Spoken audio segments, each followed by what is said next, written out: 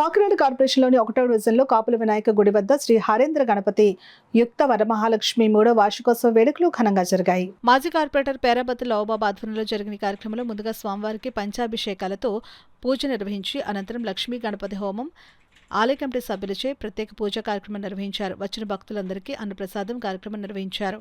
ఈ కార్యక్రమంలో గ్రామ కమిటీ సభ్యులు, శ్రీ హరేంద్ర గణపతి యుక్త వరమహాలక్ష్మి ఆలయ కమిటీ సభ్యులు పాల్గొన్నారు. ఫిబ్రవరి 14వ తారీఖు శనివారం నాడు మా రమణీయపేటలో వేయించేస్తున్నటువంటి శ్రీ హరేంద్ర గణపతి యుక్త వరమహాలక్ష్మి అమ్మవార్ల 3వ వార్షికోత్సవం ఈరోజు ఘనంగా మేము పెద్దలందరూ కలిపి చేసుకోవడం జరుగుతుంది. ఈరోజు ఉదయాన్నే 5 గంటల నుంచి పంచామృత అభిషేకాలు స్వామివారికి, అమ్మవారికి, అలాగే లక్ష్మీ గణపతి హోమం, తదనంతరం కూడా విశేష పూజా కార్యక్రమాలన్నీ చేసి వచ్చిన భక్తులందరికీ కూడా ఈరోజు అన్నప్రసాద వితరణ చేయడం జరుగుతుంది. ఈ మహోత్తర కార్యక్రమంలో ప్రతి ఒక్కరూ కూడా పాల్గొన్నందుకు, అలాగే మా ఆలయ కమిటీ వారికి అందరికీ కూడా కృతజ్ఞతలు తెలియజేస్తున్నాం.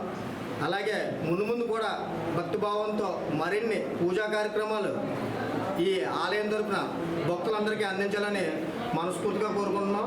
అలాగే భక్తులందరూ కూడా ఈ ఆలయానికి ఇచ్చేసి శ్రీ హరేంద్ర గణపతి అమ్మవారిని, అలాగే వరమహాలక్ష్మి అమ్మవారిని దర్శించుకొని వారి కృపకు పాత్రలు అవ్వాలని ప్రతి ఒక్కరిని కూడా కోరుకోవడం జరుగుతుంది.